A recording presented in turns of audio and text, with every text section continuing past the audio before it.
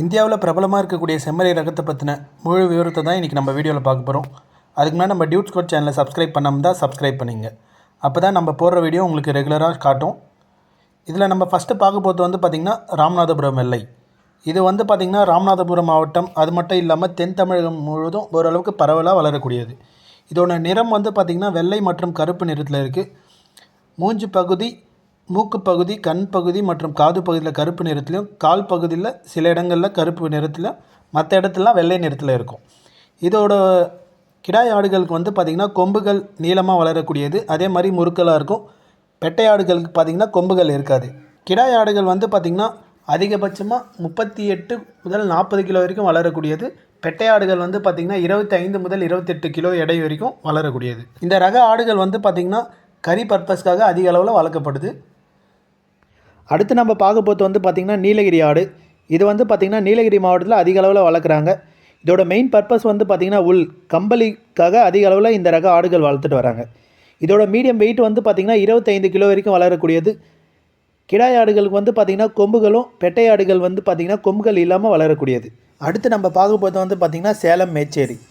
இது வந்து பார்த்திங்கன்னா சேலம், ஈரோடு, கரூர், நாமக்கல், தர்மபுரி மாவட்டத்தில் அதிக அளவில் வளரக்கூடியது. இது வந்து பார்த்திங்கன்னா கறி பர்பஸ்க்காக அதிக அளவில் வளர்த்துட்டு வராங்க. இதோட நிறம் வந்து பார்த்திங்கன்னா செம்மண் நிறத்தில் இருக்கும் லைட்டாக. இது வந்து பார்த்திங்கன்னா கிடாய் ஆடுகள் மற்றும் பெட்டை ஆடுகள் ரெண்டுத்துக்குமே கொம்புகள் இல்லாமல் வளரக்கூடியது. இதோட வால் பகுதி வந்து பார்த்திங்கன்னா சின்னதாக இருக்கும். கிடாய் ஆடுகள் அதிகபட்ச வெயிட் வந்து பார்த்திங்கன்னா 36 கிலோவும், பெட்டை ஆடுகள் வந்து பார்த்திங்கன்னா 25 கிலோ வரைக்கும் வளரக்கூடியது. அடுத்து நம்ம பார்க்க போகிறது வந்து பார்த்திங்கன்னா கீழே கரைசல். இது வந்து பார்த்திங்கன்னா ராமநாதபுரம், சிவகங்கை, திருநெல்வேலி மாவட்டத்தில் அதிக அளவில் வளருது. இது வந்து பார்த்திங்கன்னா மெயினாக மீட் பர்பஸ்க்காக தான் இதை வளர்த்துட்டு வராங்க. இது வந்து ஒரு மீடியம் சைஸில் வளரக்கூடிய ஆடு. அது மட்டும் இல்லாமல் கருப்பு மற்றும் சிவப்பு நிறத்தில் இருக்கக்கூடிய இந்த ரக ஆடுகள் வந்து பார்த்திங்கன்னா இதோட வால் வந்து ரொம்ப சின்னதாக இருக்கும். இந்த கருப்பு நிறம் வந்து பார்த்திங்கன்னா தலைப்பகுதி, வயிறு பகுதி, அப்புறம் கால் பகுதியில் இருக்கும். மற்ற இடம்லாம் பார்த்திங்கன்னா ரெட் கலரில் இருக்கும். இதோட கிடாய் ஆடுகளுக்கு வந்து பார்த்திங்கன்னா கொம்புகளோடும், பெட்டை ஆடுகளுக்கு கொம்பு இல்லாமல் வளரும். இதோட ஆவரேஜ் வெயிட் வந்து பார்த்திங்கன்னா கிடாய்களுக்கு 29 கிலோவும், பெட்டை ஆடுகளுக்கு 22 கிலோ வரைக்கும் வளரக்கூடியது. அடுத்து நம்ம பார்க்க போகிறது வந்து பார்த்திங்கன்னா சென்னை ரெட். வட மாவட்டத்தில் பரவலாக வளரக்கூடிய இந்த ரக ஆடுகள் வந்து பார்த்திங்கன்னா வேலூர், ராணிப்பேட்டை, காஞ்சிபுரம், சென்னை உள்ளிட்ட மாவட்டங்களில் அதிக அளவில் வளர்த்துட்டு வராங்க. இதோட கிடாய் ஆடுகள் வந்து பார்த்திங்கன்னா கொம்புகள் வந்து முறுக்கலாக இருக்கும். அதே மாதிரி பெட்டை ஆடுகள் வந்து கொம்புகள் இல்லாமல் வளரும். இதோட கலர் வந்து பார்த்திங்கன்னா ஃபுல் ரெட்டிஷாக இருக்கும். இந்த ரக ஆடுகள் வந்து பார்த்திங்கன்னா மீட் பர்பஸ்க்காக தான் அதிக அளவில் வளர்த்துட்டு வராங்க. இதோட வெயிட் வந்து பார்த்திங்கன்னா கிடாய்கள் வந்து 25 முதல் 30 கிலோவும், பெட்டை ஆடுகள் வந்து பார்த்திங்கன்னா 25 கிலோவில் வளரக்கூடியது. அடுத்து நம்ம பார்க்க போகிறது வந்து பார்த்திங்கன்னா வேம்பூர் ஆடு. இதுக்கு இன்னொரு பேர் இருக்குது, எட்டயபுரம் பொட்டு. இந்த எட்டயபுரம் பொட்டுன்னு சொல்லிட்டு இதுக்கு எதனால பேர் வந்துச்சுன்னு பார்த்திங்கன்னா இதோட கலர் வந்து பார்த்திங்கன்னா வெள்ளை நிறம். அதில் வந்து பார்த்திங்கன்னா பொட்டு மாதிரி சின்ன சின்ன ஸ்பாட்ஸ் ப்ரௌன் கலரில் மற்றும் ரெட் கலரில் இருக்கிறதுனால இதுக்கு வந்து எட்டயபுரம் பொட்டுன்னு சொல்லிட்டு இன்னொரு பேரும் இருக்குது. இது வந்து பார்த்திங்கன்னா வேம்பூர், தூத்துக்குடி, விருதுநகர் மாவட்டத்தில் அதிக அளவில் வளரக்கூடியது. கறி பர்பஸ்க்காக தான் அதிக அளவில் வளர்த்துட்டு வராங்க. இது வந்து பார்த்திங்கன்னா அதிக உயரத்தில் வளரக்கூடிய இது ஒரு செம்மறி ரக ஆடு. இதோட கிடாய்களுக்கு வந்து பார்த்திங்கன்னா கொம்புகளோடும், பெட்டை ஆடுகளுக்கு கொம்புகள் இல்லாமல் வளரக்கூடியது.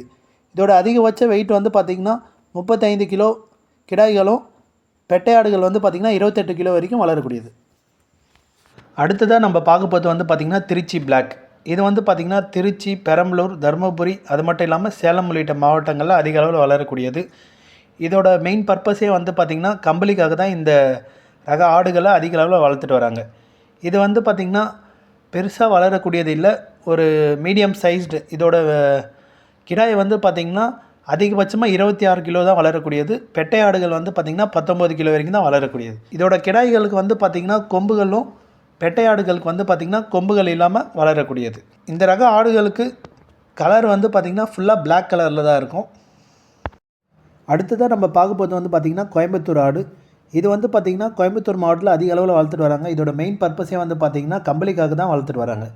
இதோட மீடியம் வெயிட் வந்து பார்த்திங்கன்னா கிடாய்களுக்கு 25 கிலோவும், பெட்டை ஆடுகளுக்கு வந்து பார்த்திங்கன்னா 20 கிலோ வரைக்கும் வளரக்கூடியது. இதோட கலர் வந்து பார்த்திங்கன்னா பிளாக் வித் ஒயிட் ரெண்டும் கலந்தாப்பில் இந்த ரக ஆடுகள் இருக்கும்.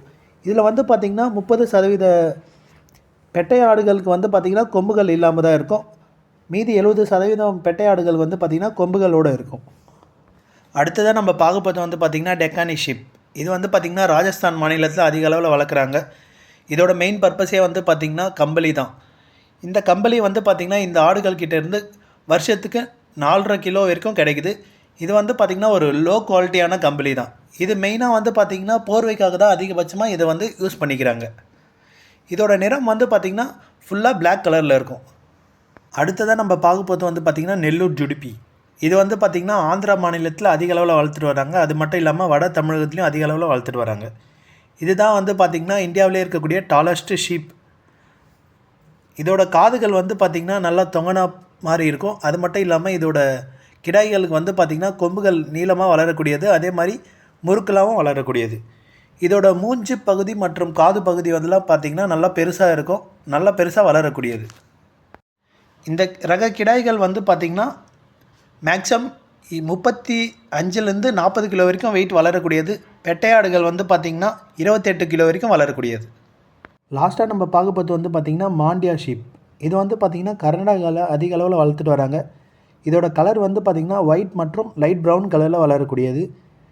இந்த ரக கிடாய்கள் வந்து பார்த்திங்கன்னா அதிகபட்சமாக 35 கிலோ வரைக்கும், பெட்டையாடுகள் வந்து பார்த்திங்கன்னா 25 கிலோ வரைக்கும் வளரக்கூடியது.